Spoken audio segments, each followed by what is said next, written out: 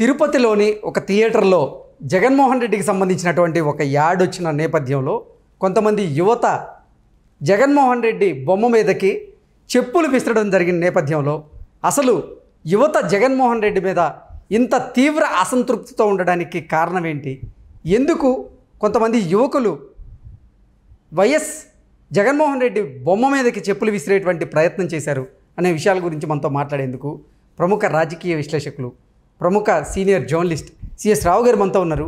ఆయనతో మాట్లాడారు. సార్ నమస్తే. సార్ నమస్తే కృష్ణ. సార్, తిరుపతిలోని ఒక థియేటర్లో జగన్మోహన్ రెడ్డికి సంబంధించినటువంటి ఒక యాడ్ ప్లే అవుతున్న నేపథ్యంలో కొంతమంది యువత జగన్మోహన్ రెడ్డి బొమ్మ మీదకి చెప్పులు విసిరేటువంటి ప్రయత్నం అయితే చేశారు. ఏంటి సార్ యువతలో అంత తీవ్ర వ్యతిరేకత, తీవ్ర అసంతృప్తి రావడానికి కారణం ఏంటి? జగన్మోహన్ రెడ్డి మీద అంటే ఏం చెప్తారు? ఒకటి ఏంటంటే పెరుగుట విరుగుట కొడుకు అనే ఒక సామెత ఉంది. అలానే జగన్మోహన్ రెడ్డికి యూత్ ఫాలోయింగ్ ఎక్కువ ఉంది. ఇప్పుడు 2019 ఎలక్షన్ నాటికి ఆ రోజున జగన్మోహన్ రెడ్డిని ఫాలో అయినటువంటి యూత్ ఇవాళ పూర్తి రివర్స్లో ఉంది అని చెప్పడానికి కొన్ని సంఘటనలు మనం ఉదాహరణగా తీసుకోవచ్చు. ఆ రోజు ఇంజనీరింగ్ కాలేజీలకు వెళ్ళి ఇంజనీరింగ్ కాలేజీలతోటి ఇంజనీరింగ్ కాలేజ్ స్టూడెంట్స్ తోటి కూడా ఈయన ఇంటరాక్ట్ కావడం జరిగింది.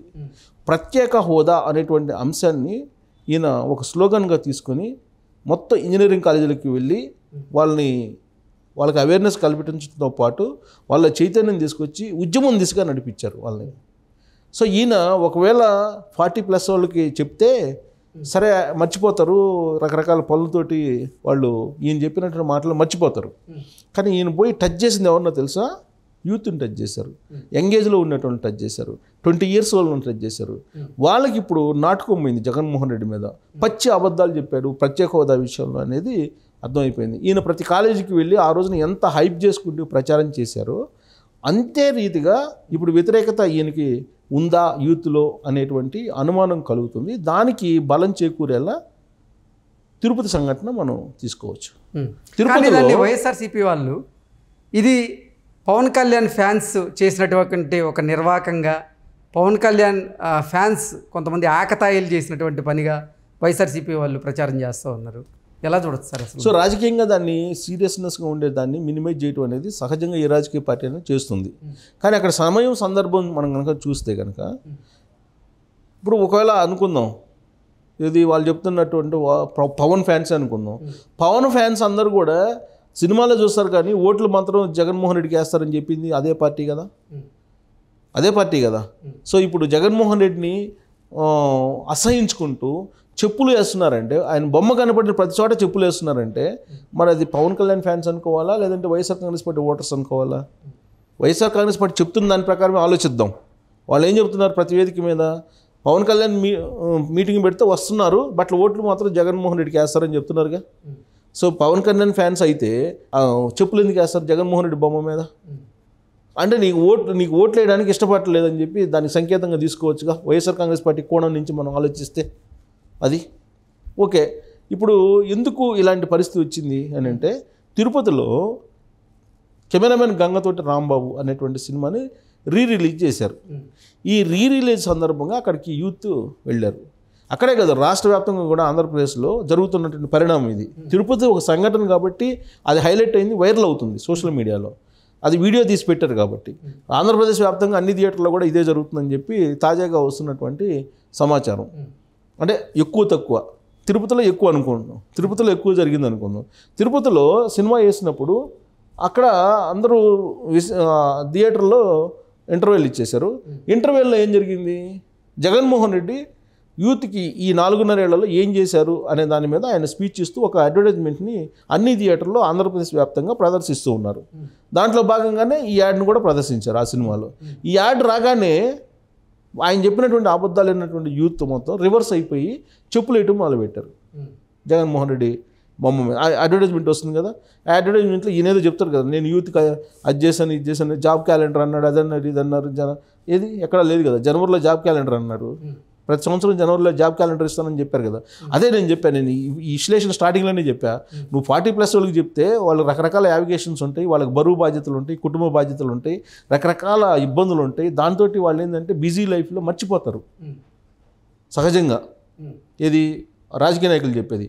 కానీ ఒకటి గుర్తుపెట్టుకోవాలి, రాజకీయ నాయకులు యంగ్ ఏజ్లో ఉన్నటువంటి వాళ్ళు, టీనేజ్లో ఉన్నటువంటి వాళ్ళకి కనుక అబద్ధాలు చెప్తే పర్యవసానాలు ఏ విధంగా ఉంటాయి అనేది ఇక్కడ మనం తెలంగాణ రిజల్ట్ని బట్టి మనం అవగాహన చేసుకోవచ్చు. తెలంగాణలో నేను లాస్ట్ టైం కూడా విశ్లేషణ చేశా. కేసీఆర్ రాష్ట్రాన్ని తీసుకొచ్చే నాటికి 2014 నాటికి యూత్ ఎవరైతే ఉన్నారో అప్పటి వరకు అప్పటి వరకు ఓటింగ్ రాకుండా ఉండేటువంటి వాళ్ళు ఎవరైతే ఉంటారో అప్పటి వరకు ఒక 5-6 సంవత్సరాలు ఏజ్ ఉన్న వాళ్ళు ఉన్నారనుకుందాం. 2014 నుంచి 2023 వరకు ఉంది కేసీఆరే కదా. అంటే వాళ్ళ ఏజ్ ఎంత ఉంటుంది? 18 years. ఓటు హక్కు వచ్చేస్తుంది కదా. ఈ 10 సంవత్సరాల పాటు కేసీఆర్ని చూశారు కదా. కేసీఆర్ చెప్పినట్టు అబద్ధాలని మొత్తం దగ్గర నుంచి చూశారు కదా వాళ్ళు. అంతకుముందు ఉద్యమం అవన్నీ వాళ్ళకి తెలియదు, ఎందుకంటే అప్పటికి ఇంకా అవేర్నెస్ రాలా. 6 years 7 years ఉంటాయి కాబట్టి అంత పెద్ద అవగాహన ఉండదు.